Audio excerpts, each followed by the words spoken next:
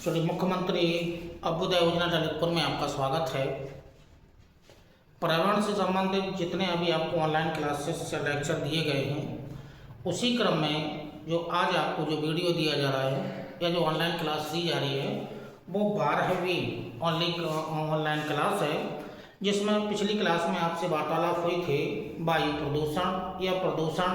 पहले तो वार्तालाप हुई थी कि प्रदूषण क्या होता है या उसके मापन किस प्रकार के होते हैं, वर्गीकरण कितने प्रकार का होता है। फिर उसी क्रम में जो वायु प्रदूषण है, वायु प्रदूषण के बारे में कल आपसे वार्तालाप हुई थी, विस्तृत वार्तालाप हुई थी।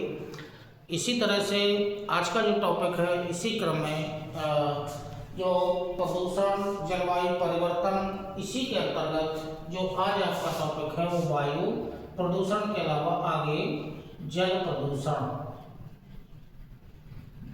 जल प्रदूषण ये टॉपिक है।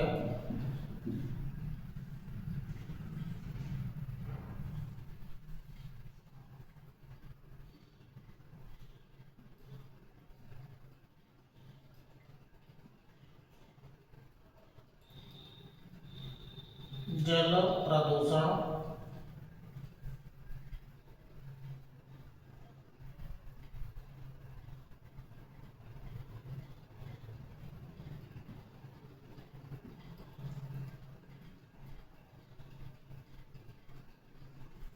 जल प्रदूषण वाला टॉपिक है।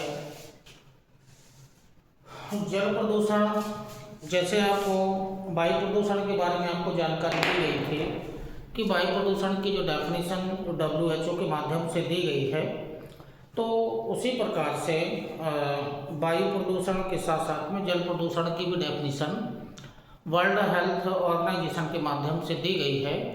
तो वो डेफिनेशन आपको नोट करना है। तो जो जैसे कल आपको पढ़ाया गया था वायु प्रदूषण, इसी तरह से आज आपको पढ़ाया जाएगा जल प्रदूषण। तो जल प्रदूषण में कौन कौन से इसके स्रोत हैं, स्रोत के अलावा इसका क्या प्रभाव पड़ता है, प्रभाव के अलावा इसके नियंत्रण करने के उपाय क्या हैं, इन्हीं मुद्दों पर आपसे वार्तालाप होगी। ठीक है, तो जल प्रदूषण का स्रोत क्या है, वार्तालाप करेंगे। जल प्रदूषण का प्रभाव क्या होगा मानव, जीव जंतु, वनस्पति और कृषि पर क्या क्या प्रभाव होगा, पर एट लास्ट में नियंत्रण के उपाय, और यदि सेंट्रल गवर्नमेंट के माध्यम से या स्टेट गवर्नमेंट के माध्यम से कोई ऐसी विशेष योजना, परियोजना यदि चलाई गई होगी या चलाई जा रही होगी, तो उस पर भी हम विस्तृत वार्तालाप करेंगे। तो जो पहले है, तो जो WHO के माध्यम से जो डेफिनेशन दी गई है, WHO वर्ल्ड हेल्थ ऑर्गेनाइजेशन के माध्यम से जो परिभाषा दी गई है उसको नोट कर लीजिएगा। फिर उसके बाद हम चलेंगे वायु प्रदूषण के सोर्स वगैरह क्या क्या हैं। ठीक है, तो पहले नोट कर लीजिएगा। प्राकृतिक परिवेश में नोट कर लीजिएगा, डेफिनेशन है WHO की है। प्राकृतिक परिवेश में विभिन्न जैविक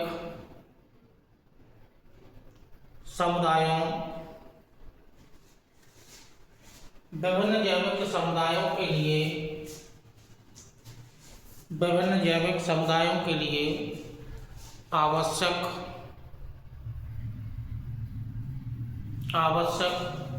रासायनिक एवं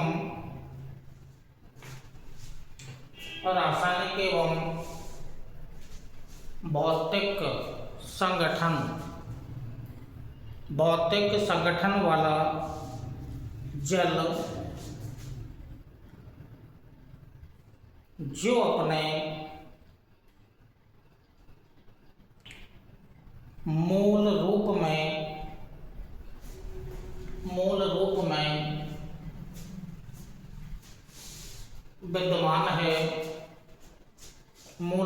विद्यमान है,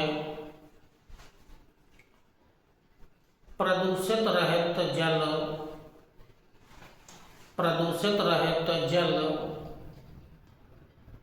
कहलाता है। प्रदूषित रहित जल कहलाता है जब इसमें जब इसमें प्राकृतिक और कृत्रिम दोनों करना है, प्राकृतिक और कृत्रिम स्रोतों से उत्पन्न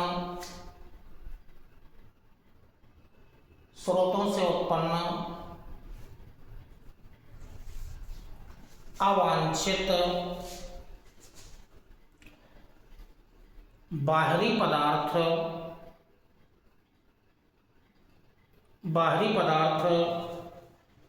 समाविष्ट हो जाते हैं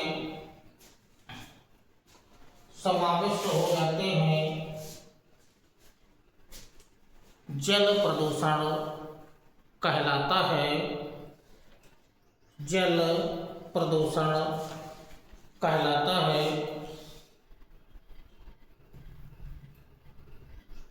जल प्रदूषण कहलाता है।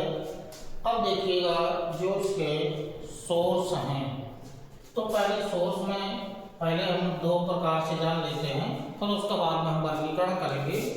तो सोर्स में मोस्टली देखिएगा जो सोर्स होते हैं, जो सोर्स या स्रोत,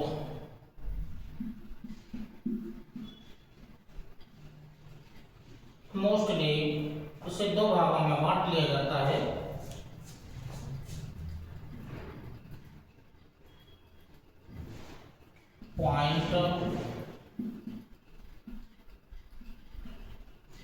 पॉइंट सोर्स पॉल्यूशन, और जो दूसरा है वो नॉन पॉइंट सोर्स पॉल्यूशन।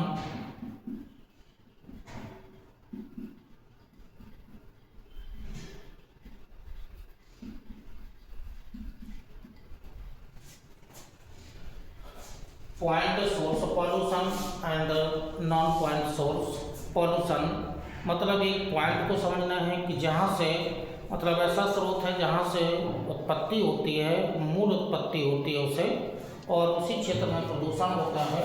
तो जो पॉइंट सोर्स पॉल्यूशन है and non point source pollution है, इसमें इसी के नीचे आप थोड़ा सा लिख लीजिएगा।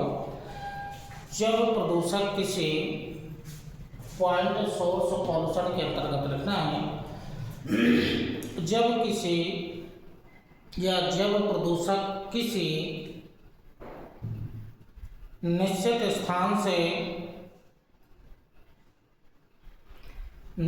स्थान से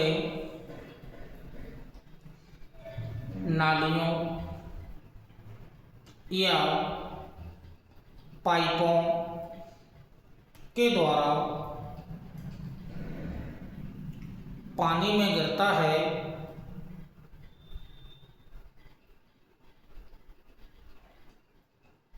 तो इसे पॉइंट सोर्स पॉल्यूशन कहा जाता है। जिन्हें नियंत्रित करना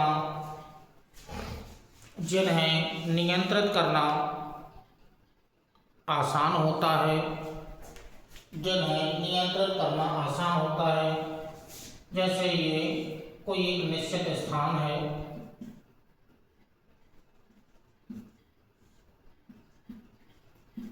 इस निश्चित स्थान से, मतलब यहाँ पर ये जो स्थान है ये प्रदूषण वाला क्षेत्र है, ठीक। अब इसको नालियों के माध्यम से या पाइपों के माध्यम से या तो किसी नदी में डाला जाएगा या फिर किसी झील में डाला जाएगा, ठीक है। तो ये जो प्रदूषित जो जल है ये नदियों में डाला गया तो नदी का प्रदूषण, झील में डाला गया तो झील का प्रदूषण, मतलब जल का प्रदूषण होगा। तो निश्चित पॉइंट से सबको पता है कि ये यहाँ से प्रदूषित जल निकलता है, नालियों के माध्यम से, पाइपों के माध्यम से, नदियों में, झीलों में, सागरों में, महासागरों में इसका उत्सर्जन किया जाता है। तो सभी को पता है कि ये प्रदूषित जल है। जैसे में यदि एग्जाम्पल समझें कि जैसे मान लीजिएगा कोई फैक्ट्री लगी है तो फैक्ट्री का जल फैक्ट्री निश्चित है। और जो दूसरा है, जैसे जहाँ पर बिजली संयंत्र लगे होते हैं या जो बिजली संयंत्र वाले क्षेत्र हैं, या फिर इसके अलावा जो सीवेज का जल होता है ये जो मोस्टली एग्जाम्पल हैं, ये example point of source pollution के अंतर्गत आते हैं। अब चूंकि इनको नियंत्रित करना निश्चित हो जाएगा, क्योंकि पता है कि प्रदूषित जल निश्चित स्थान से आ रहा है, स्थान का पता है, फैक्ट्री से आ रहा है, बिजली संयंत्रों से आ रहा है, या सीवेज से आ रहा है, तो उन्हें नियंत्रित करना, ठीक है, नियंत्रित करना कैसा हो जाएगा, आसान हो जाएगा। तो उन्हें नियंत्रित करना आसान हो जाएगा। ठीक, जो दूसरी तरफ है वो नॉन पॉइंट सोर्स पॉल्यूशन है। तो जो नॉन पॉइंट सोर्स पॉल्यूशन है, इसके अंतर्गत भी इसी तरह से आप थोड़ा लिख लीजिएगा। गैर बिंदु स्रोत में, स्रोत का पता नहीं है, गैर बिंदु स्रोत में प्रदूषक बड़े और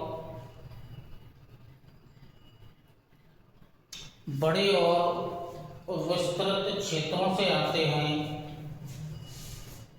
बड़े और विस्तृत क्षेत्रों से आते हैं।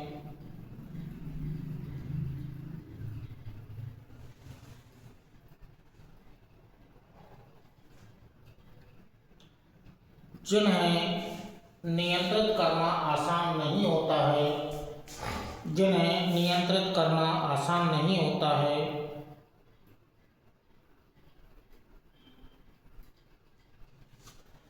जैसे में जो, क्योंकि क्षेत्र अलग अलग हैं, जैसे कोई ये फसलों का क्षेत्र हुआ, या कोई ये चारागाह हुआ, ये चारागाह वाला क्षेत्र है, विशिष्ट फसलों का क्षेत्र है, या जो सड़कों और नालियों का क्षेत्र है, सड़कों का जल है। इसके अलावा जो खेत हैं, निर्माण स्थल है, खेत हुआ, निर्माण स्थल हुआ, निर्माण स्थल हो जाएगा। और नालियों के माध्यम से जो बहकर जल आता है, क्योंकि क्षेत्र विस्तृत हो गया है, चारागाह का क्षेत्र है, सड़कों और नालियों का क्षेत्र है, किसी खदानों का क्षेत्र है, खदानों के खेत हो गया है, खदानों का क्षेत्र हो गया। तो चूंकि क्षेत्र विस्तृत है, पता नहीं है कि प्रदूषित जल कहाँ से आ रहा है, चारागाह, फसल, सड़क, खेत, निर्माण स्थल, खदानों, इनसे चूंकि क्षेत्र विस्तृत है, तो इनके माध्यम से ये जो जल आता है, ठीक है, वो जल ऐसे करके आता है और किसी विशेष स्थान पर ये जाकर के मिल जाता है। और मोस्टली ये जाकर के मिलेगा किसमें, नदियों में जाकर के मिलता है। तो नदियों का जो स्वच्छ जल है वो प्रदूषित हो जाता है। तो इसी को जो नॉन पॉइंट सोर्स पॉल्यूशन के नाम से जाना जाता है। क्षेत्र क्या होगा, क्षेत्र विस्तृत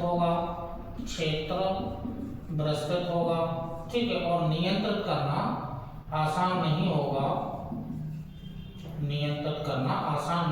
या नियंत्रित नहीं किया जा सकता है, क्योंकि क्षेत्र बहुत सारे हैं। तो इसको नॉन पॉइंट सोर्स पॉल्यूशन के नाम से इसे जाना जाता है। अब ये जो स्रोत आपको अभी बताया, अभी इसके आगे वर्गीकरण को देखते हैं। लेकिन इससे पहले वर्गीकरण से पहले आप थोड़ा सा और देख लीजिएगा कि चूंकि हमें जल प्रदूषण का मापन जानना है कि जल प्रदूषण का मापन कितने प्रकार से होता है। जल प्रदूषण का मापन मोस्टली जो होता है जल में घुली हुई ऑक्सीजन के माध्यम से जल प्रदूषण का मापन किया जाता है। तो जल में घुली हुई ऑक्सीजन के आधार पर मापन हमें जानना है।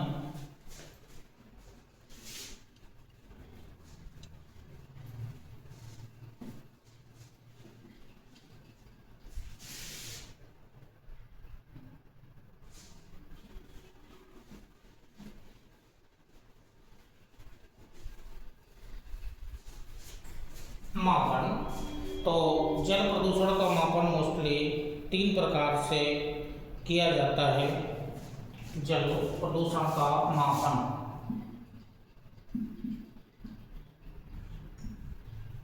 मापन 3 प्रकार से किया जाएगा। एक तो किया जाएगा डीओ के माध्यम से, डाइल्यूट या डिजॉल्व जो ऑक्सीजन है, घुली हुई जो ऑक्सीजन है। दूसरा मापन होगा वो BOD के आधार पर होगा, एन की बायोलॉजिकल ऑक्सीजन डिमांड। और जो तीसरा होगा COD। पहले तो हमें इनके फॉर्मूले जानना है, क्योंकि किसी एग्जाम में या अन्य एग्जाम में जो फॉर्मूले से जो क्वेश्चन बन जाते हैं, तो डिजॉल्व्ड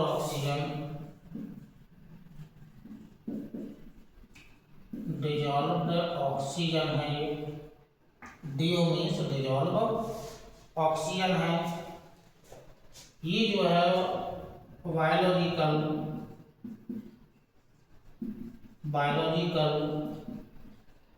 ऑक्सीजन डिमांड है। और B की जगह C है तो केमिकल ऑक्सीजन डिमांड। ये तो इसके फार्मूले हो गए हैं। DO मीन्स डिजॉल्व्ड ऑक्सीजन है, बायोलॉजिकल ऑक्सीजन डिमांड है, COD केमिकल ऑक्सीजन डिमांड है। अब इसको हमें मोस्टली जानना है कि ये जो मापन की विधियां हैं, जल में घुली हुई ऑक्सीजन को हमें मापना है। तो जल में घुली हुई ऑक्सीजन, चूँकि जो DO है वो पहले हमें DO को जानना है, यानी कि घुली हुई ऑक्सीजन है। अब यदि ऑक्सीजन समानुपाती स्वच्छ जल, ऑक्सीजन समानुपाती स्वच्छ जल के है, मतलब जितनी अधिक मात्रा में ऑक्सीजन घुली होगी वह जल उतना ही स्वच्छ होगा। तो ऑक्सीजन समानुपाती स्वच्छ जल के है, जितनी ज़्यादा ऑक्सीजन घुली होगी उतना ही स्वच्छ जल होगा, जितनी कम मात्रा में ऑक्सीजन घुली होगी उतना ही प्रदूषित जल रहेगा। तो ये जो ऑक्सीजन जो घुली होती है, तो ये तो पहला पॉइंट होगा। इस मापन का इसका मापन जो किया जाता है मोस्टली अंधेरे में इसका मापन किया जाता है। और साथ साथ में जितनी अधिक मात्रा में ऑक्सीजन घुली होगी, मतलब जितनी अधिक मात्रा में ऑक्सीजन घुली होगी वह जल उतना ही धनी होगा। धनी का मतलब जल उतना ही अधिक स्वच्छ होगा। तो इसका जो मोस्टली मापन होता है वो अंधेरे में किया जाता है। और जो टेम्परेचर होता है वो 20 डिग्री टेम्परेचर पर या तापमान पर इसका मापन किया जाता है। तो जो DO मेथड है, डिजॉल्व्ड ऑक्सीजन है, वो समानुपाती स्वच्छ जल के है। अंधेरे में इसका मापन किया जाता है। जितनी अधिक मात्रा में ऑक्सीजन घुली होगी वह जल उतना ही धनी होगा, रिच होगा। और 20 डिग्री टेम्परेचर पर जल का जो तापमान होता है वो 20 डिग्री टेम्परेचर पर इसका मापन किया जाता है। तो ये जो मेथड है वो DO यानी कि डिजॉल्व्ड ऑक्सीजन वाला मेथड है। तो इसमें आपको ये जानना है कि जितनी अधिक मात्रा में ऑक्सीजन घुली होगी वह जल उतना ही अधिक स्वच्छ जल होगा। अब जो BOD वाला जो मेथड है, यानी कि बायोलॉजिकल जो ऑक्सीजन डिमांड वाला मेथड है, तो इसमें चूँकि प्रोसेस होती है कि यदि आप 1 लीटर जल को ले लें, 1 लीटर जल को ले लीजिएगा और 1 लीटर आप जल ले लीजिएगा, 1 लीटर जल ले लीजिएगा, 5 दिन उस जल को रखे रहिएगा और फिर उसमें ऑक्सीजन की मात्रा का मापन कीजिएगा। ऑक्सीजन की मात्रा का हमें मापन करना है, तो 1 लीटर जल को ले लीजिएगा, 5 दिन तक उसे रखे रहिएगा और फिर ऑक्सीजन 5 दिन तक जो ऑक्सीजन है वो उसकी मात्रा कितनी ऑक्सीजन की आवश्यकता होती है, तो ऑक्सीजन की मात्रा की आवश्यकता कितनी होती है, एक पॉइंट ये हो गया। दूसरा पॉइंट है सूक्ष्म जीवों को ऑक्सीजन की आवश्यकता अपघटित करने हेतु पड़ेगी, क्योंकि जल में जो सूक्ष्म जीव घुले होंगे, सूक्ष्म जीवों को अपघटित हेतु ऑक्सीजन की आवश्यकता पड़ेगी, ऑक्सीजन की आवश्यकता होगी। तो ये जो प्रोसेस होती है बायोलॉजिकल, क्योंकि बायोलॉजिकल शब्द लगा हुआ है तो बायोलॉजिकल मतलब जीवों से इसको लिया गया है, तो ये जो प्रोसेस होती है कि ऑक्सीजन की कितनी आवश्यकता होती है और यदि इसको सॉल्व किया जाए तो बीओडी समानुपाती प्रदूषित जल के होता है, बस इस फॉर्मूले को याद रखिएगा कि बीओडी जितना अधिक होगा उतना ही अधिक प्रदूषित जल होगा, या जितना अधिक प्रदूषित जल होगा बीओडी का मापन उतना ही अधिक होगा। तो क्योंकि इसमें बहुत सारे जैव निम्नीकारक प्रदूषण का मापन होता है, तो जैव निम्नीकरण में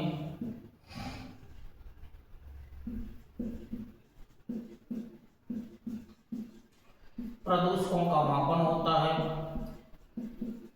ठीक है। जैसे इकोलाई नाम का एक बैक्टीरिया है, इसका मोस्टली मापन किया जाएगा। तो जो बीओडी है, बीओडी का मीन्स हुआ कि जल में घुली हुई ऑक्सीजन की मात्रा जितनी होगी उतने ही वहाँ पर जो उस जल में पाए जाने वाले जो सूक्ष्म जीव हैं उनको अपघटित करने के लिए उतनी ही ऑक्सीजन की आवश्यकता होगी। तो बीओडी जितना अधिक होगा उतना ही अधिक प्रदूषित जल की वैल्यू उतना ही अधिक प्रदूषित जल होगा। अब ये जो 2 मेथड हैं ये हो गए हैं।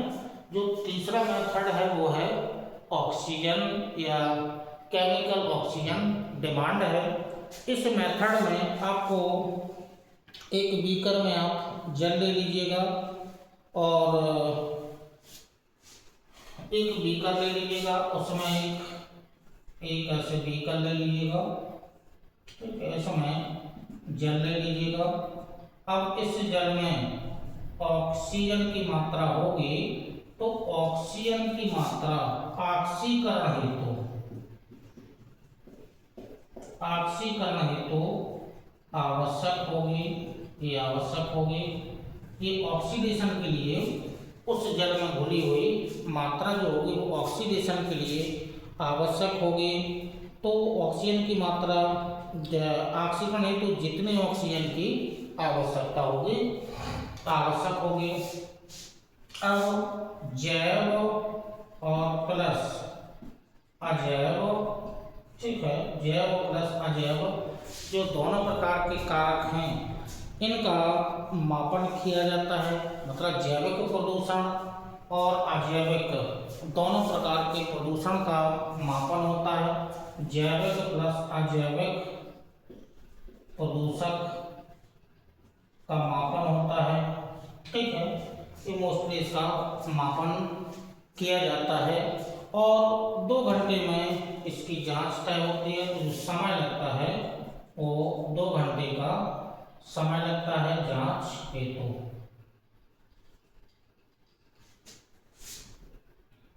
जांच,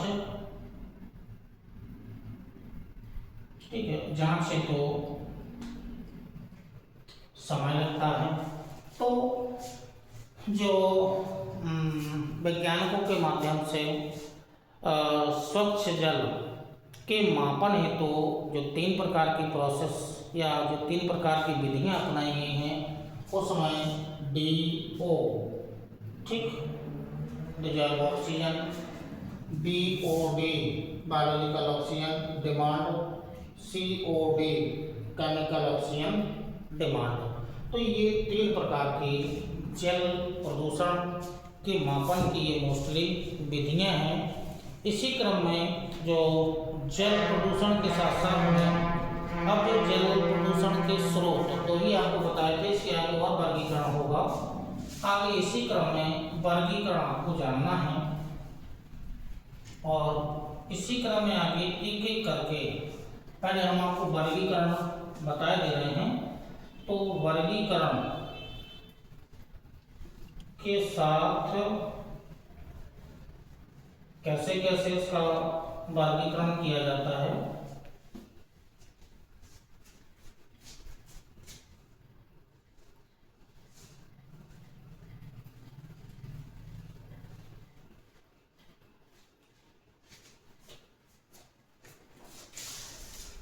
जल प्रदूषण का वर्गीकरण 3 ही प्रकार से किया जाता है। वर्गीकरण 3 प्रकार से वर्गीकरण कर लेंगे। एक प्रदूषण सतही जल प्रदूषण, सतही जल प्रदूषण।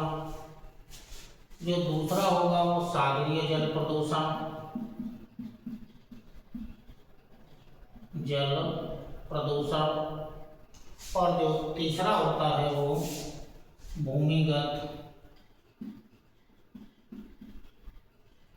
जल प्रदूषण। ये चूंकि मोस्टली 3 ही प्रकार से इसका वर्गीकरण किया जा रहा है। तो सतही जल प्रदूषण,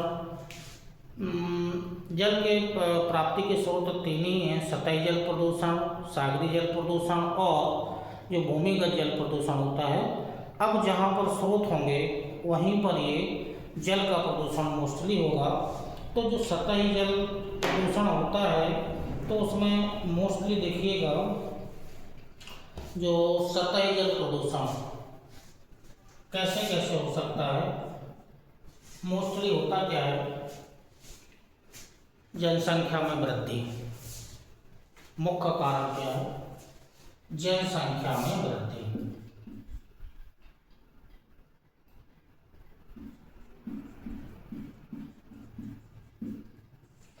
जनसंख्या में वृद्धि हुई, जनसंख्या में वृद्धि हुई तो आवश्यकताएं बढ़ी, आवश्यकताएं बढ़ने से खाद्यान्न उत्पादन में वृद्धि हुई, खाद्यान्न उत्पादन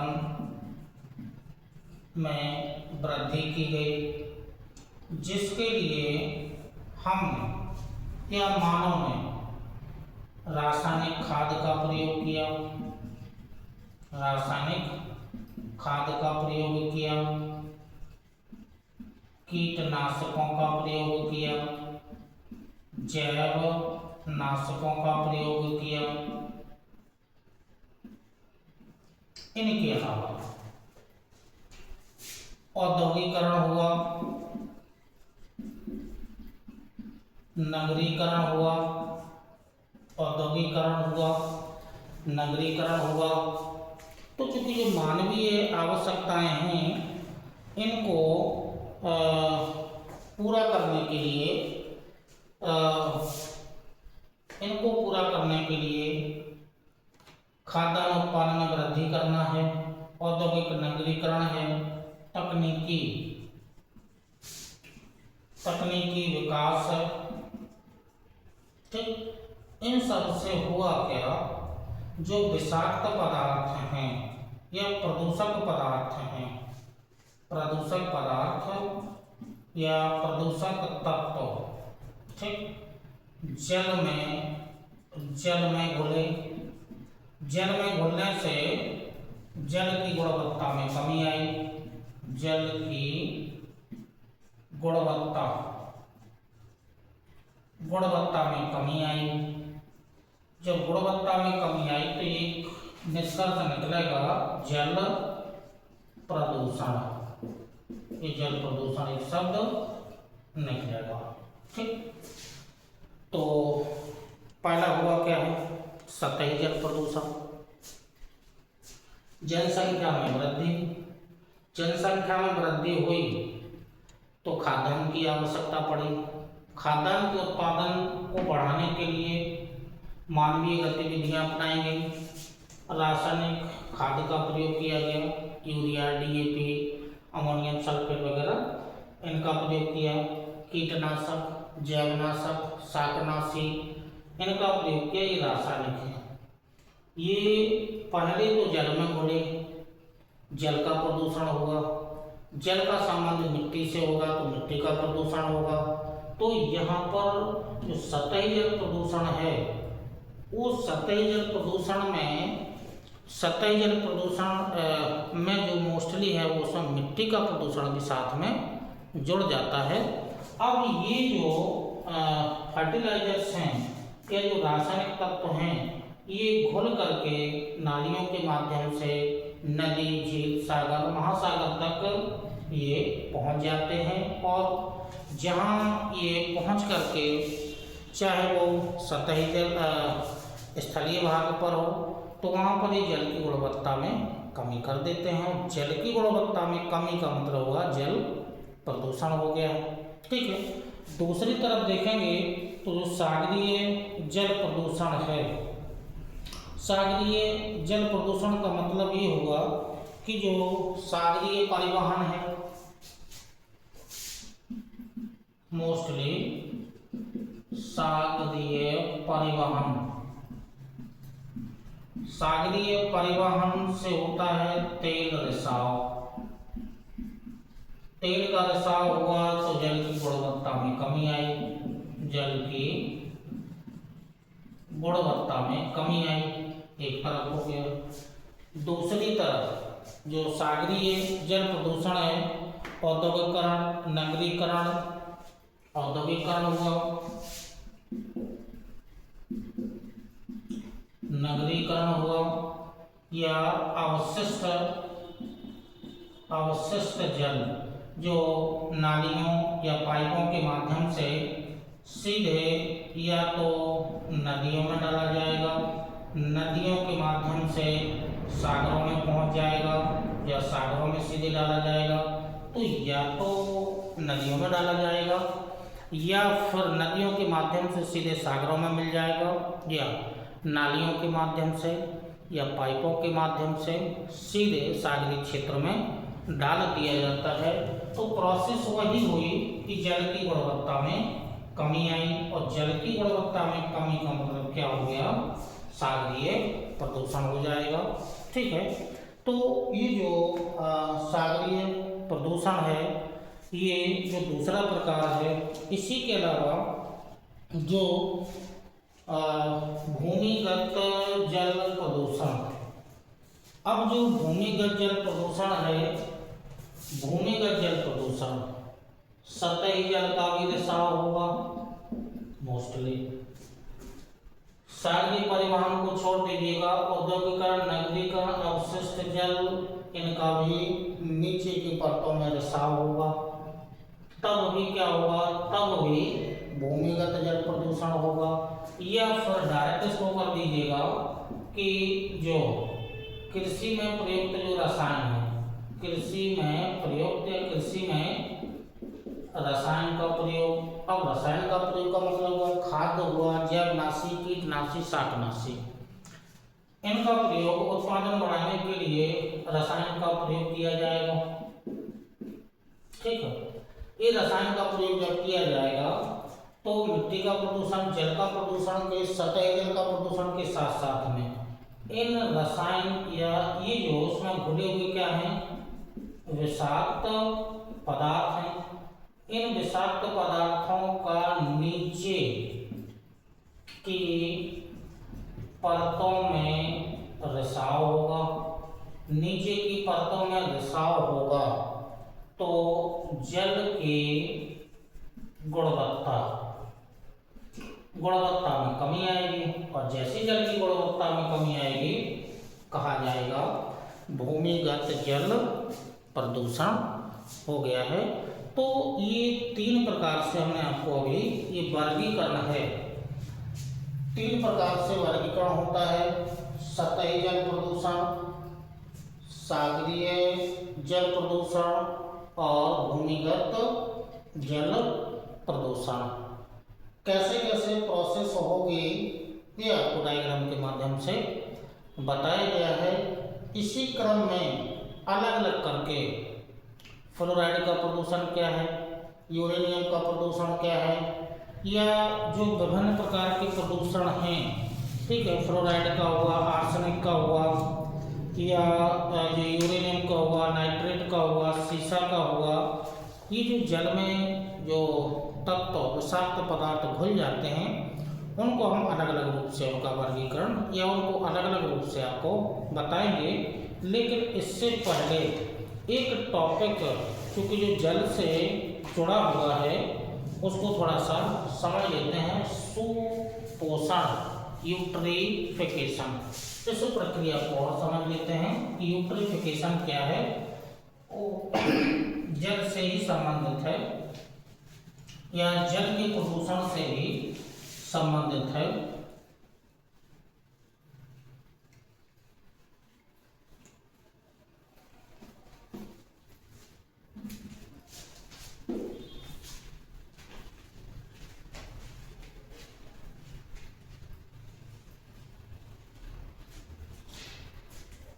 सुपोषण, यूट्रिफिकेशन,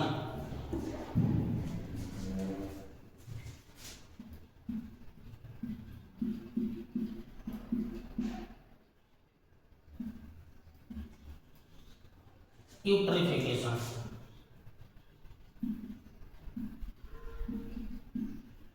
ये यूट्रिफिकेशन हो गया।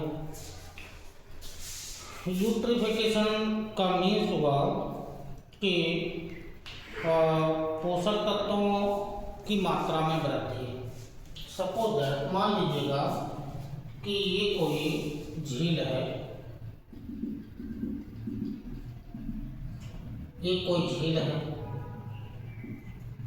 इस झील में सुपोषण के रूप में या तो अधिकता किसकी हो जाए, NO3 की हो जाए, एक खाद्य के रूप में, या फिर PO4 की अधिकता हो जाए, ये फास्फेट है, दोनों खाद्य के रूप में है। ठीक, ये जो दोनों यौगिक हैं ये पोषक तत्वों की मात्रा में वृद्धि ये पोषक तत्व हैं, ये पोषक तत्व हैं। अब ये जो पोषक तत्व हैं, इन पोषक तत्वों के लिए या जो पोषक तत्व हैं उस झील में होगा शैवाल। जब शैवाल को अधिक मात्रा में नाइट्रेट और फास्फेट मिलेगा तो दिन दूनी रात चौगुनी वृद्धि करेगा शैवाल। तो शैवालों की संख्या में क्या हो जाएगी, संख्या में वृद्धि हो जाएगी। और जब शैवालों की संख्या में वृद्धि हो जाएगी तो जल में घुली ऑक्सीजन का अवशोषण, क्योंकि जल में जो घुली हुई जो ऑक्सीजन है संख्या अधिक हो गई। अब जल में ऑक्सीजन घुली है, अब ये जो जल में ऑक्सीजन घुली है इस ऑक्सीजन को मछलियां को प्राप्त नहीं होगी। ऑक्सीजन जब प्राप्त नहीं होगी तो मछलियां मर जाएंगी, बृहद स्तर पर मछलियां मरेंगी। एक तरफ हो गया। दूसरी तरफ ये होगा कि शैवालों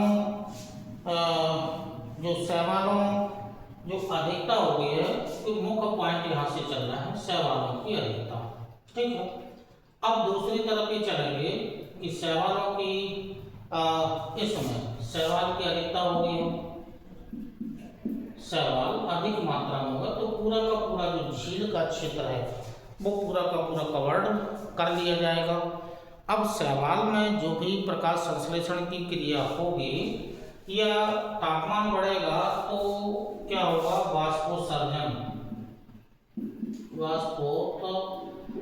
वाष्पोत्सर्जन की क्रिया कैसी होगी, वो भी अधिक होगी। जब वाष्पोत्सर्जन अधिक होगा तो जल की समाप्ति हो जाएगी, ठीक है, जल की समाप्ति हो जाएगी।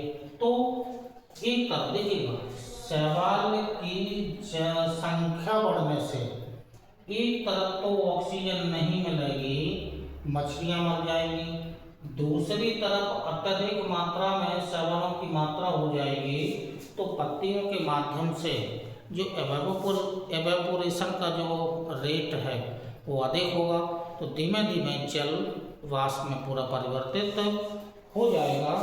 वहीं दूसरी तरफ देखना है कि जो इस जलाशय में या झील में शैवालों की मात्रा अधिक हो गई है, तो यहाँ पे एक प्रक्रिया ये है, दूसरी प्रक्रिया ये है, तीसरी प्रक्रिया देखिएगा, शैवालों की संख्या अधिक हो गई है तो जो प्रकाश की किरणें हैं या जो सनरेस हैं, सनरेस यानी कि जो गहराई है, या यहाँ पर जो कि शैवालों का विस्फोटन हो जाएगा अत्यधिक मात्रा में, तो जलीय तंत्र समाप्त ही हो जाएगा और जलाशय में जो जलाशय है उसमें सूर्य के प्रकाश या सनरेज का प्रवेश नहीं होगा, ठीक है, सूर्य के प्रकाश का प्रवेश क्योंकि ऊपर वाली परत पूरी की पूरी एल्गी या शैवालों से आच्छादित है। तो जब ऊपरी वाली परत में शैवाल बिछे हुए हैं, लेकिन नीचे वाली परतों में या नीचे वाले क्षेत्र में इसकी सतह तल के नीचे और कुछ पौधे होंगे, तो उन पौधों को क्या नहीं मिलेगा, प्रकाश नहीं मिलेगा, तो प्रकाश संश्लेषण नहीं होगा। प्रकाश संश्लेषण की क्रिया नहीं होगी, क्रिया नहीं होगी तो धीमे पौधे अपना भोजन नहीं बनाएंगे, ठीक है, भोजन नहीं बन पाएगा, और जब भोजन नहीं बन पाएगा तो पौधों की क्या हो जाएगी, पौधों की मृत्यु हो जाएगी। तो ये है, तीन प्रोसेस आ रही हैं। शैवालों की वृद्धि से है, और शैवालों की वृद्धि क्यों अधिक हुई है, क्योंकि उस जल में नाइट्रेट और फास्फेट जैसे खाने के लवण उसमें घुले हुए हैं, मतलब पोषक तत्व हैं। अब ये पोषक तत्व उस झील या जलाशय में पाए जाने वाले जो एल्गीज हैं या शैवाल हैं उनकी मात्रा में वृद्धि होगी। जब उनकी मात्रा में वृद्धि होगी तो तीन प्रोसेस आपको बताए हैं कि वृद्धि होने से अंततः मछलियाँ मरेंगी, वृद्धि होने से जल की समाप्ति हो जाएगी, वृद्धि होने से उस झील जलाशय में शैवाल के अलावा जो पाए जाने वाले जो अन्य पौधे हैं, इन अन्य पौधों की मृत्यु हो जाएगी। तो इस प्रक्रिया को कहा जाता है सुपोषण या यूट्रिफिकेशन के नाम से इसे जाना जाता है, ठीक है। अब जो जल का जो प्रदूषण है, जल के प्रदूषण में एक एक करके आपको टॉपिक आगे आपको बढ़ाया जाएगा। आर्सेनिक प्रदूषण, फ्लोराइड प्रदूषण, नाइट्रेट प्रदूषण, लेड या सीसा प्रदूषण, या जो भी होगा आगे इसी क्रम में आगे आपको इस सुपोषण के बाद ही दे रहे हैं। तो ये जो सुपोषण के बारे में आपको जानकारी दी गई है, यूट्रिफिकेशन, इसका मतलब है यूट्रिफिकेशन प्रोसेस आप समझ गए होंगे, ये यूट्रिफिकेशन की प्रोसेस है। अभी आपको जो वर्गीकरण है, क्षेत्र के आधार पर वर्गीकरण आपको दिया गया था कि किस क्षेत्र में कौन सा जल है, सतही जल है, सागरीय जल है, या फिर भूमिगत जल है, तो वहाँ जो पोषक तत्व हैं, कौन कौन से मानवीय गतिविधियाँ संपन्न हो रही हैं, जिनके माध्यम से सतही जल प्रदूषण, सागरीय जल प्रदूषण और भूमिगत जल प्रदूषण हो रहा था। तो अभी हमने केवल क्षेत्र के आधार पर आपको बताया था। अब जो जानना है पोषक या जो जल में घुले हुए जो प्रदूषक पदार्थों के आधार पर हैं, प्रदूषक तत्वों के आधार पर हैं, तो जल में घुले हुए, जल में घुले रासायनिक तत्वों के आधार पर ये वर्गीकरण है। तो जल में घुले हुए रासायनिक यौगिक या रासायनिक तत्वों के आधार पर ये वर्गीकरण आपको दिया जा रहा है। तो अब इस वर्गीकरण में मोस्टली जो पॉल्यूशन होता है वो मोस्टली जो होता है वो आर्सेनिक जल प्रदूषण, फ्लोराइड जल प्रदूषण, यूरेनियम जल प्रदूषण, नाइट्रेट जल प्रदूषण या सीसा जल प्रदूषण। तो ये जल में घुले हुए रासायनिक तत्व या यौगिकों के आधार पर जो जल का प्रदूषण है वो इतने प्रकार का होता है। आर्सेनिक घुला होगा जल प्रदूषण होगा, फ्लोराइड घुला होगा जल प्रदूषण होगा, यूरेनियम, नाइट्रेट, सीसा। और मानक क्या है? मानक हमें जानना है कि कितना आर्सेनिक जल में घुला होना चाहिए जिससे जल का प्रदूषण नहीं होगा।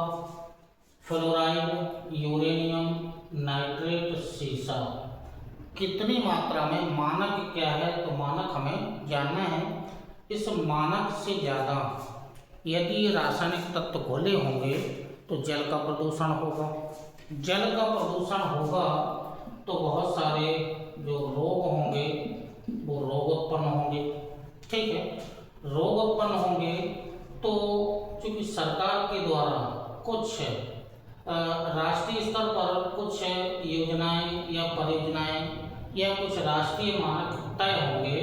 ठीक है, तो वो यानी कि सरकार की पहल क्या है, ठीक है, सरकार की पहल क्या है, उस पहल को भी हमें जानना है। तो ये जो जल प्रदूषण है, जल प्रदूषण के बारे में हमें एक एक करके इनको हमें जानना है। और अभी तो हमने केवल एक वर्गीकरण साधारण रूप में दिया था, सतही, सागरीय और भूमिगत। लेकिन यहाँ अब जो मोस्टली जो क्वेश्चन बनते हैं वो आर्सेनिक, फ्लोराइड, यूरेनियम, सीसा या नाइट्रेट कितनी कितनी मात्रा में ये घुले होते हैं, तो इनको एक एक करके क्रम से जानते हैं।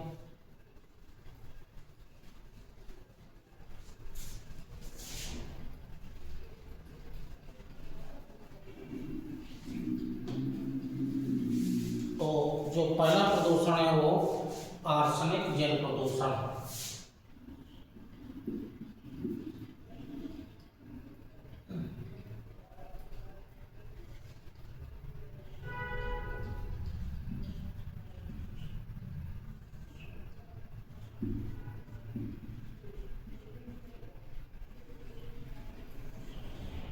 आर्सेनिक जल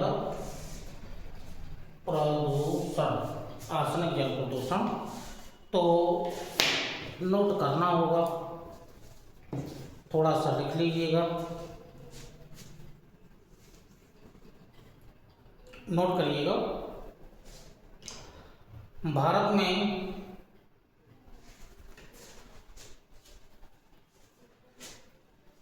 आर्सेनिक जल प्रदूषण का, आर्सेनिक जल प्रदूषण का पहली बार पहली बार आधिकारिक तौर पर पुष्टि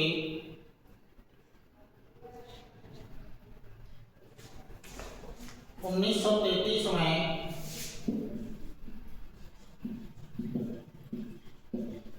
1933 में पश्चिम बंगाल में हुई, वेस्ट बंगाल में हुई या पश्चिम बंगाल में हुई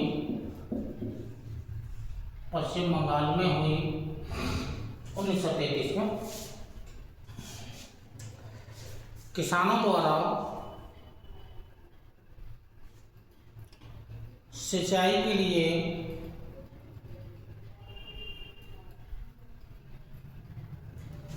दूषित जल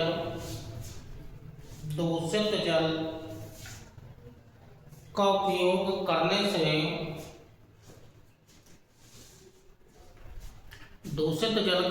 करने से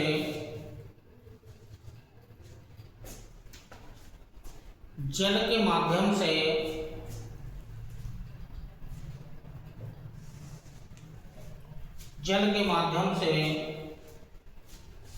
भोजन तक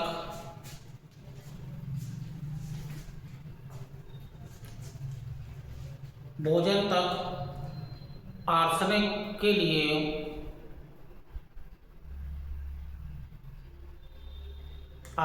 लिए अनुकूल परिस्थितियां उत्पन्न हुई,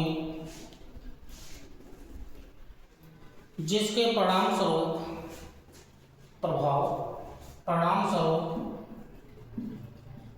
चर्म रोग, जिसके अब ये प्रभाव है मोस्ट होगा, परिणामस्वरूप चर्म रोग, चर्म कैंसर,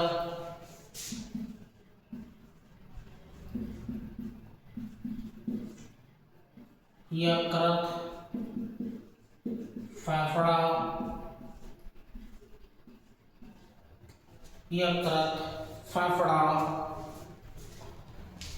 गुर्दे एवं किडनी,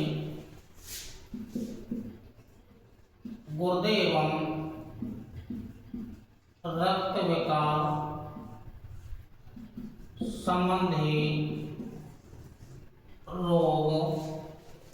विकार संबंधी रोग उत्पन्न हुए। इसके अलावा काला पैर रोग और लिख लीजिएगा, जो इम्पोर्टेंट है। काला पैर रोग ये सबसे इम्पोर्टेंट है। आर्सेनिक की अधिकता से काला पैर रोग, ब्लैक फुट डिसीज, काला पैर रोग पर विशेष ध्यान दीजिएगा। काला पैर रोग, बाकी अन्य ऑर्गन्स से संबंधित डिसीज वही नहीं है, लेकिन मोस्टली जो आर्सेनिक से होता है वो काला पैर रोग या ब्लैक फुट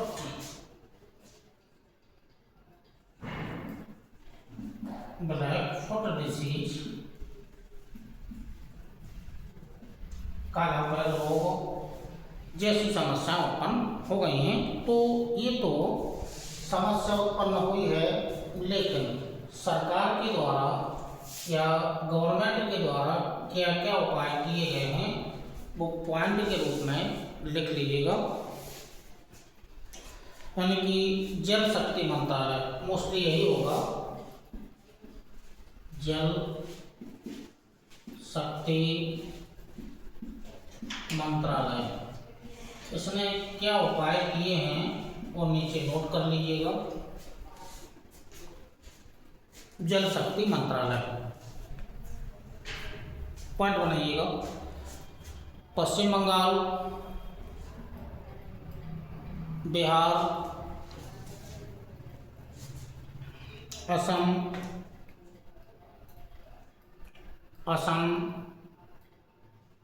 उत्तर प्रदेश, झारखंड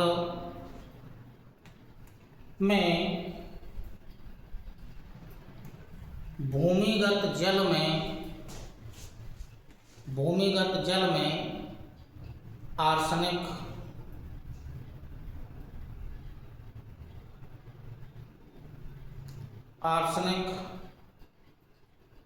तत्व घुला हुआ है या इससे यह राज्य प्रभावित हैं,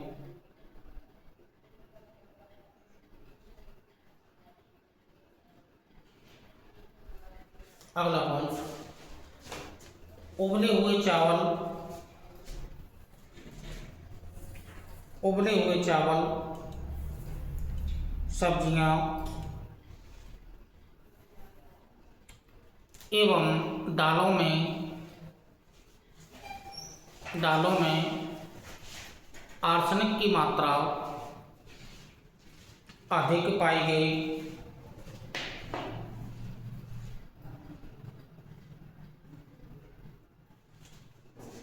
और लास्ट पॉइंट लिखिएगा, उबले हुए चावल में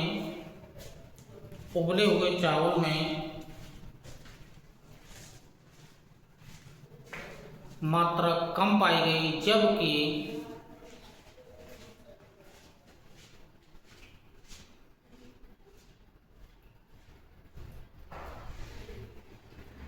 उबले हुए चावल में आर्सेनिक की मात्रा अधिक पाई गई, जबकि कच्चे चावल में कम, या कच्चे चावल की अपेक्षा उबले हुए चावल में आर्सेनिक की मात्रा अधिक पाई गई। ये रिपोर्ट जो दी गई है वो जल शक्ति मंत्रालय के माध्यम से रिपोर्ट दी गई है। तो क्या उसने कहा है, एक तो वेस्ट बंगाल हो गया है, असम हो गया है, झारखंड हो गया है, उत्तर प्रदेश हो गया है, बिहार हो गया है। मतलब इन राज्यों में जो आर्सेनिक है वो भूमिगत जल में इसकी मात्रा अधिक है, भूमिगत जल में मात्रा इसकी अधिक है। एक रिपोर्ट जल शक्ति मंत्रालय ने दी है, ठीक है। उसके अपेक्षा जो दूसरी रिपोर्ट दी है वो यही कहा है कि उबले चावल, सब्जियां, ठीक है, सब्जियां, तो इसमें आर्सेनिक की मात्रा अधिक पाई गई। और उबले हुए चावल, ठीक है, मतलब बॉइल्ड या उबले चावल में अधिक मात्रा पाई गई, किसकी अपेक्षा, कच्चे चावल की अपेक्षा। और मात्रा कितनी पाई गई, दोगुनी पाई गई। तो ये जो रिपोर्ट दी है वो जल शक्ति मंत्रालय ने दी है। तो आर्सेनिक से जो मोस्टली हमने आपको यहाँ पर रोग लिखाया है, ब्लैक फुट डिसीज, ये इम्पोर्टेंट है। पहली बार कहाँ देखा गया, पश्चिम बंगाल में देखा गया। और इन राज्यों में सबसे ज़्यादा यदि प्रभावित है वर्तमान में, तो सर्वाधिक प्रभावित यदि कोई राज्य है तो सर्वाधिक प्रभावित पश्चिम बंगाल है। और पश्चिम बंगाल में जो कोलकाता है ये सर्वाधिक प्रभावित, आर्सेनिक प्रदूषण से प्रभावित शहर है। तो ये जो आर्सेनिक जो प्रदूषण है मोस्टली भूमिगत जल प्रदूषण से होता है। और जल शक्ति मंत्रालय ने जो रिपोर्ट दी है वो ये है। इसके अलावा जो अगला भी भूमिगत जल प्रदूषण ही है, भूमिगत जल प्रदूषण, फ्लोराइड, ये दोनों ही भूमिगत जल प्रदूषण के अंतर्गत आते हैं।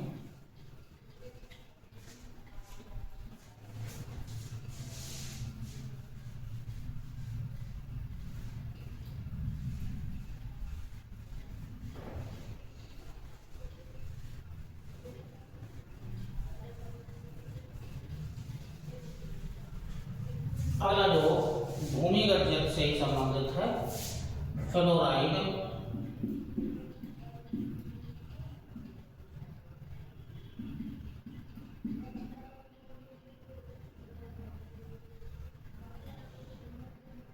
फ्लोराइड जल प्रदूषण, ठीक। आर्सेनिक जल भूमिगत जल के प्रदूषण के अंतर्गत है। जो दूसरा है फ्लोराइड, वो भी भूमिगत जल के अंतर्गत ही आता है। तो उसमें भी आपको नोट ही करना होगा, कर लीजिएगा। पॉइंट बना करके लिखिएगा, ऐसे पॉइंट बना लीजिएगा।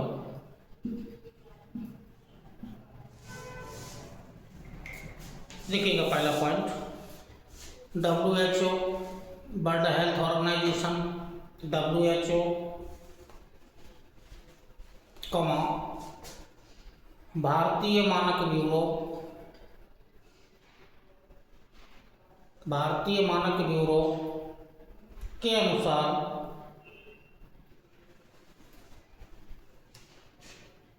प्रति लीटर जल में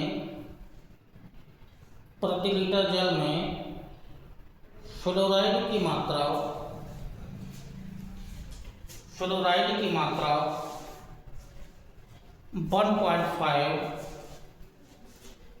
1.5 मिलीग्राम से अधिक नहीं होनी चाहिए, अधिक नहीं। कब? 1 लीटर जल में। ब्यौरा किसका है? WHO का है और भारतीय मानक ब्यूरो का। ठीक है, ये उन्होंने ऐसा कहा है कि 1.5 मिलीग्राम फ्लोराइड की मात्रा जल में, 1 लीटर जल में, इससे ज़्यादा अधिक नहीं घुली होनी चाहिए, और खुली है तो फ्लोराइड का जल प्रदूषण माना जाएगा। एक पॉइंट हो गया है। दूसरा पॉइंट लिखिएगा, भारत के 20 राज्यों के 203 जिले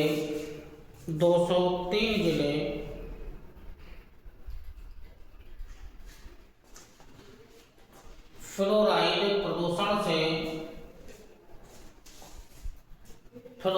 प्रदूषण से ग्रस्त हैं।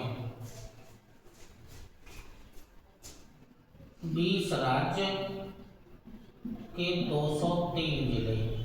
ठीक है, ये 3 जिले हैं जो किससे?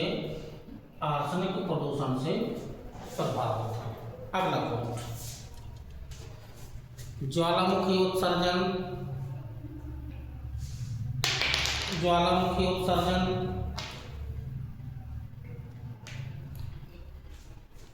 खनिजों का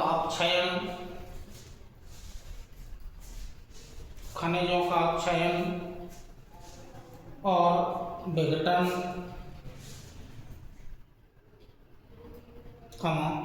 फास्फेट उर्वरक, HCl हाइड्रोक्लोरिक अम्ल, एल्युमिनियम, स्टील और कोयला दहन से फ्लोराइड का उत्सर्जन होता है। तो फ्लोराइड कहाँ से निकलेगा? जो खनिज का उत्खनन है, खनिज उत्खनन हो गया है, HCl, एल्युमिनियम के कारखाने, और इसके अलावा स्टील, फास्फेट उर्वरक और जो ज्वालामुखी, ये मोस्ट है, ज्वालामुखी, खनिज उत्खनन, HCl, एल्युमिनियम उत्खनन और फास्फेट जो उर्वरक है, ये उर्वरक है, ये मुख्य स्रोत हो गए हैं। इनसे फ्लोराइड का उत्सर्जन होता है या निकलता है, और यही जाकर के अन्य क्षेत्रों में पहुंच जाते हैं। अगला पॉइंट, उचित मात्रा में फ्लोराइड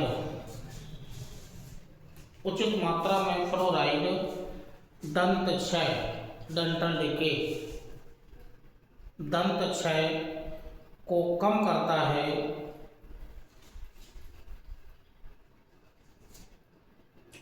परंतु अधिक मात्रा होने पर एक रोग होता है फ्लोरोसिस नामक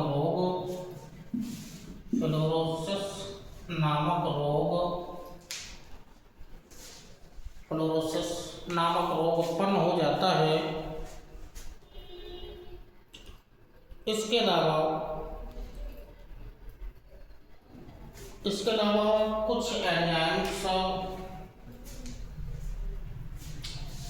कुछ एंजाइम्स की क्रियाविधि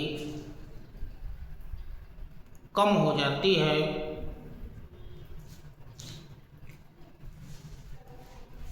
और लास्ट में एक पॉइंट लिख लीजिएगा। राष्ट्रीय फ्लोरोसिस रोग हो गया। राष्ट्रीय फ्लोरोसिस निवारण एवं नियंत्रण कार्यक्रम का शुभारंभ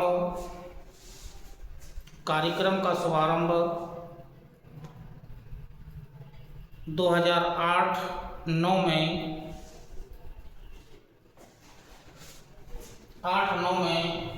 11वीं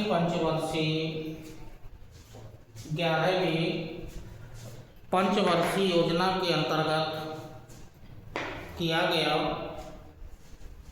11वीं पंचवर्षीय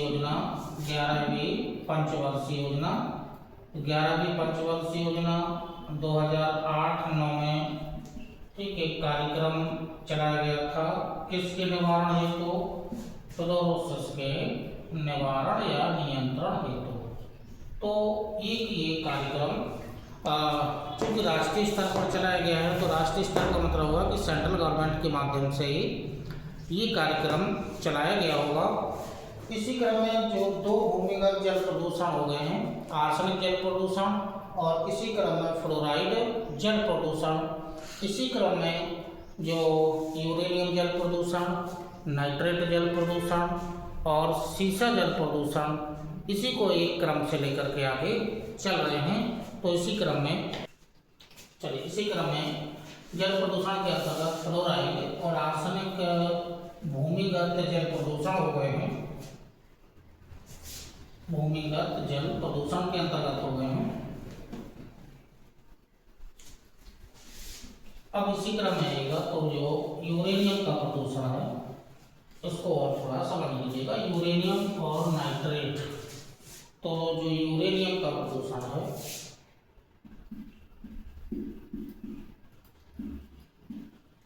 यूरेनियम जल प्रदूषण,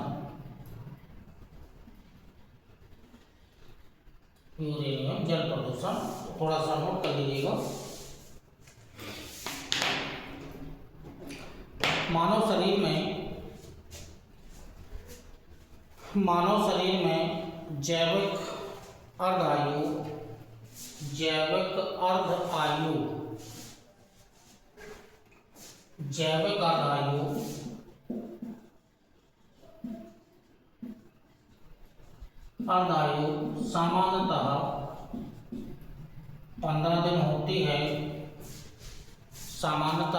15 दिन होती है।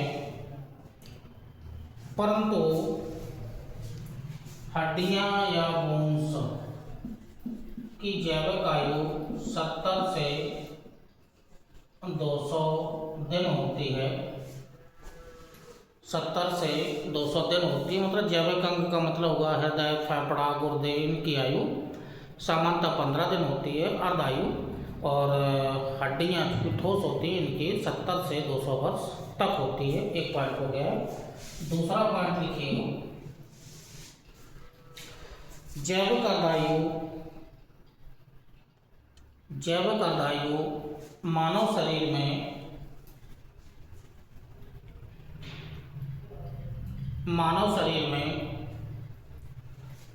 उपस्थित किसी तत्व की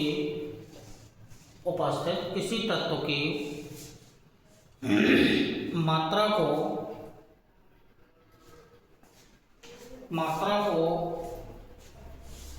आधा होने में लगने वाला समय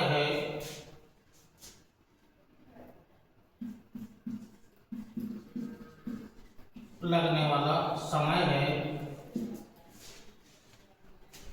तीसरा पॉइंट, यूरेनियम चट्टानों के कारण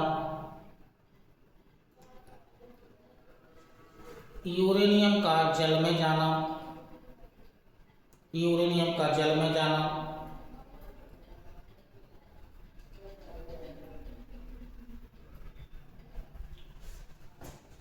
तलछट में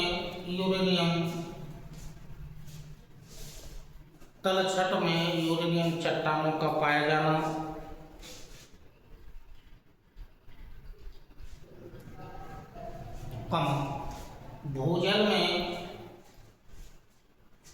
भूजल में ऑक्सीकरण की प्रक्रिया जिसके कारण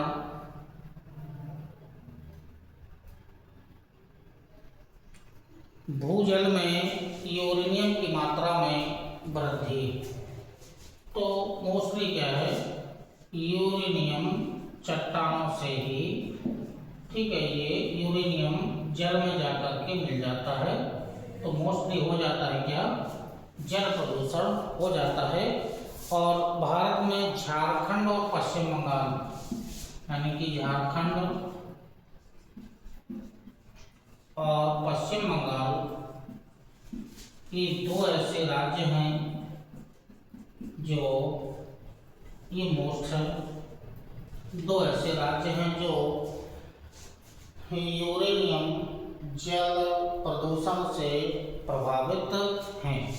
ठीक है, तो झारखंड और पश्चिम बंगाल ये मोस्टली दो राज्य हैं। चूँकि झारखंड में मोस्टली यूरेनियम जो होता है वो जादूगोड़ा की जो खाने हैं, जादूगोड़ा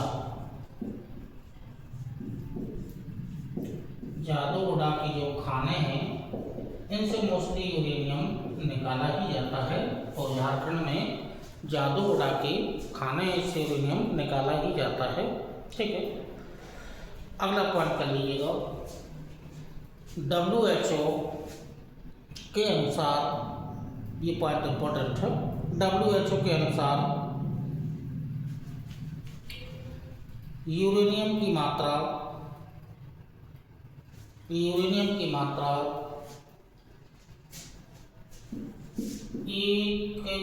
लीटर जल में यूरेनियम की मात्रा 1 लीटर जल में 30 माइक्रोग्राम निर्धारित है। इतनी होना चाहिए, 30 माइक्रोग्राम निर्धारित है। 1 लीटर जल में यूरेनियम की मात्रा 30 माइक्रोग्राम घुली होनी चाहिए। इससे ज़्यादा हो गई तो जल का प्रदूषण या यूरेनियम में जल का प्रदूषण हो जाएगा। किंतु इसे क्या आगे लिखिएगा, किंतु वर्ष 2020 में केंद्रीय पर्यावरण मंत्रालय, अंडरलाइन कर लेना, केंद्रीय पर्यावरण मंत्रालय के तत्वाधान में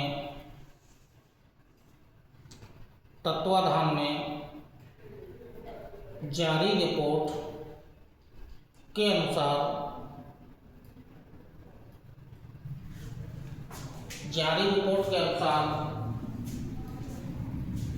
भारत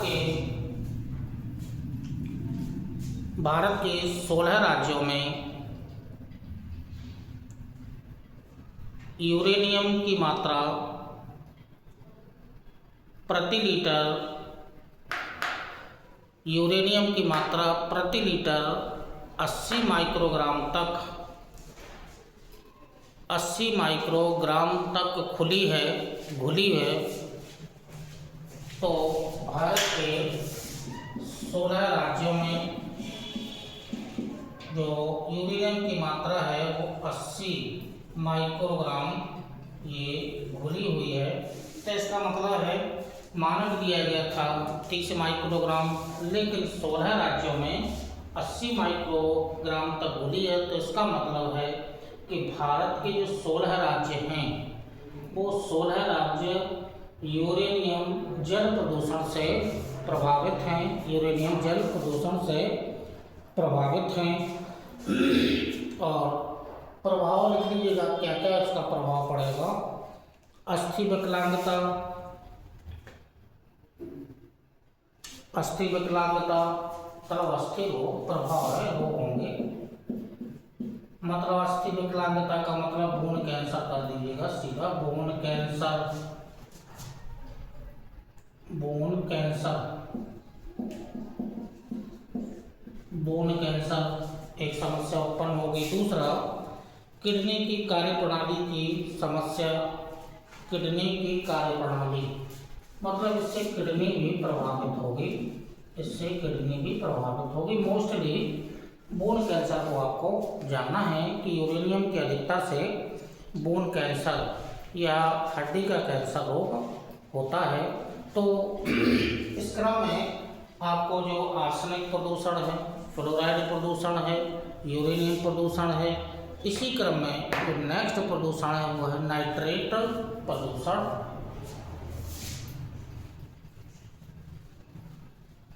नाइट्रेट NO3 प्रदूषण। और ये नाइट्रेट प्रदूषण वाला जो रोग होता है वो रोग ज़्यादा इम्पोर्टेंट है।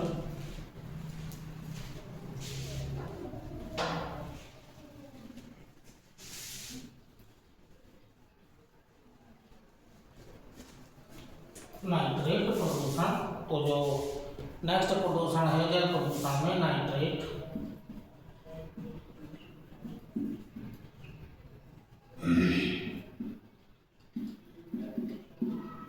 नाइट्रेट प्रदूषण या नाइट्रेट जल प्रदूषण यानी कि NO3,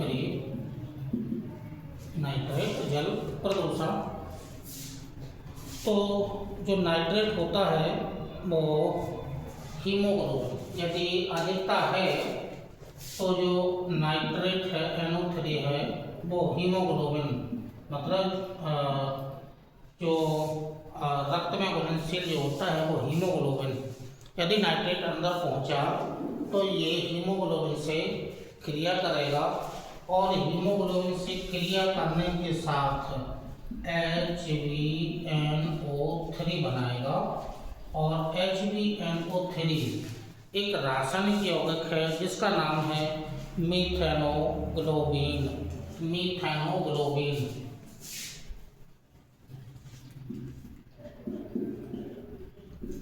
मीथेनो ये ग्लोबिन है, ये बन जाता है। अब जब ये मीथेनोग्लोबिन HbNO3 बन जाता है तो शरीर में जब ये बन जाएगा तो इससे जो शरीर होता है वो नीला शरीर पड़ जाता है, नीला शरीर। ये और यही जो बिली बेबी सिंड्रोम के नाम से, बिली बेबी सिंड्रोम के नाम से इसे जाना जाता है। मोस्टली जो नवजात शिशु होते हैं उनमें यह रोग होता है तो शरीर पूरा नीला पड़ जाता है। तो नाम क्या है, मीथेनोग्लोबिन HbNO3। ठीक, अगला पॉइंट करिएगा, एक पॉइंट लिखिएगा, अत्यधिक भूजल के, अगला पॉइंट लिख लीजिएगा, रोग हो गया इंपॉर्टेंट है, पॉइंट लिखिएगा, अत्यधिक भूजल के दोहन, भूजल के दोहन के कारण, भूजल के दोहन के कारण धरातल के नीचे या सतह के नीचे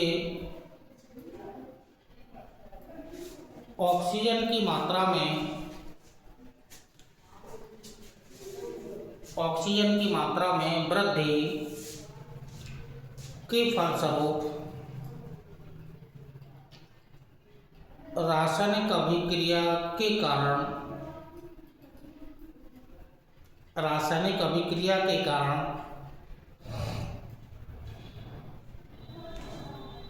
यूरेनियम और नाइट्रेट, यूरेनियम या नाइट्रेट जैसे तत्वों की वृद्धि के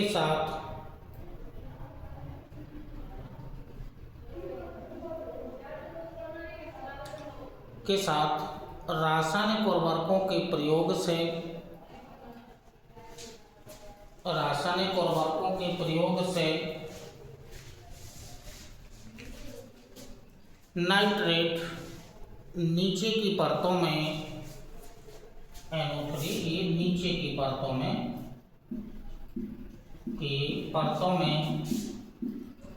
रिसाव,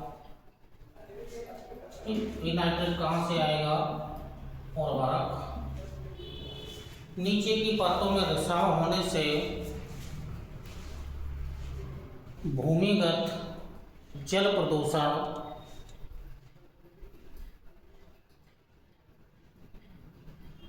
जो नाइट्रेट की वृद्धि से हो जाता है,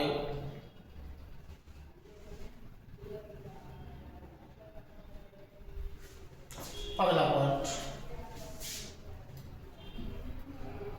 WHO के अनुसार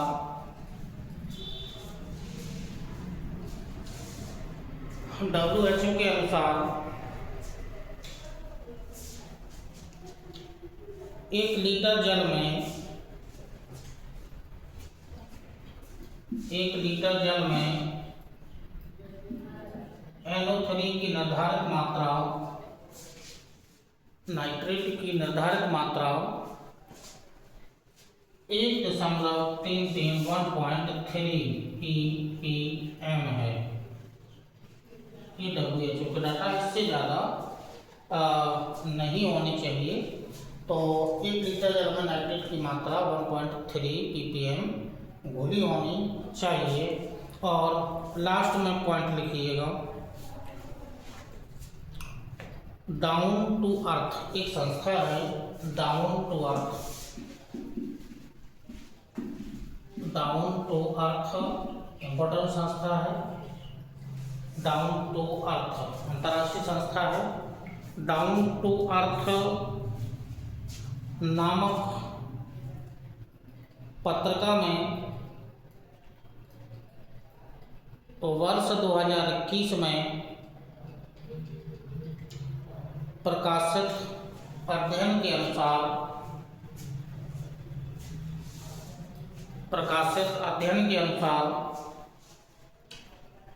भारत के 18 राज्यों में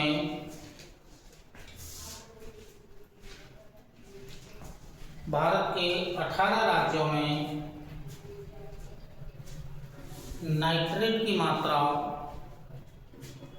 प्रति लीटर 5 ppm पाई गई है। तो डाउन टू अर्थ के अनुसार भारत के 18 राज्य हैं।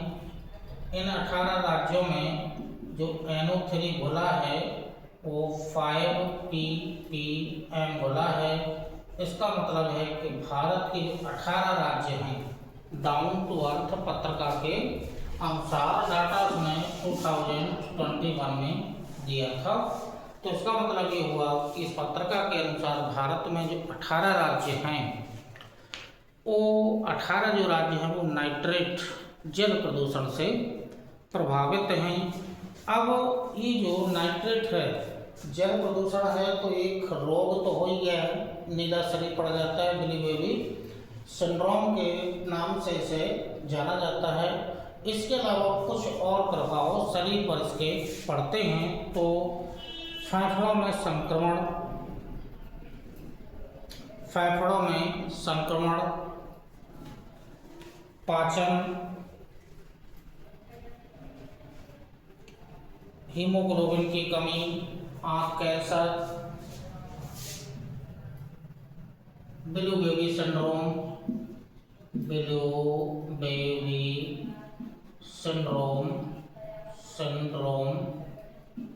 ये रोग तो है ही, ये रोग तो यही है। पाचन शक्ति कमजोर हो जाती है, ठीक है। ब्रेन भी इससे प्रभावित होता है, और ब्रेन भी इससे प्रभावित होता है, और श्वसन तंत्र पर विपरीत प्रभाव पड़ता है। फेफड़ों में संक्रमण, मतलब लंग्स भी प्रभावित होते हैं, ठीक। और जो मोस्टली है वो HB की कमी हो जाती है। ये जो प्रभावित जो अंग हैं या शरीर पर जो नाइट्रेट का प्रभाव पड़ता है, तो मोस्टली बिलीव बेबी सिंड्रोम जो एक रोग होता है वो आपको मोस्टली जानना है। तो ये नाइट्रेट का जो प्रभाव है मानव शरीर पर, बिलीव बेबी सिंड्रोम एक रोग तो है जिसमें मीथेनोग्लोबिन नामक एक रासायनिक यौगिक बनता है, जिसमें शरीर काला पड़ जाता है और हीमोग्लोबिन की कमी हो जाती है। हीमोग्लोबिन की कमी यानी कि ब्लड की कमी, और धीमे धीमे करके शरीर नीला पड़ जाता है। तो ये जो प्रदूषण से संबंधित जो अभी तक आपको एक एक करके जो आपको जल प्रदूषण से संबंधित आर्सेनिक, फ्लोराइड, यूरेनियम और इसी के साथ में नाइट्रेट, और एक प्रदूषण और छूटता है वो सीसा या लेड का प्रदूषण है। तो सीसा और लेड के प्रदूषण में जो मोस्टली दिखेगा सीसा या लेड का प्रदूषण, ठीक है।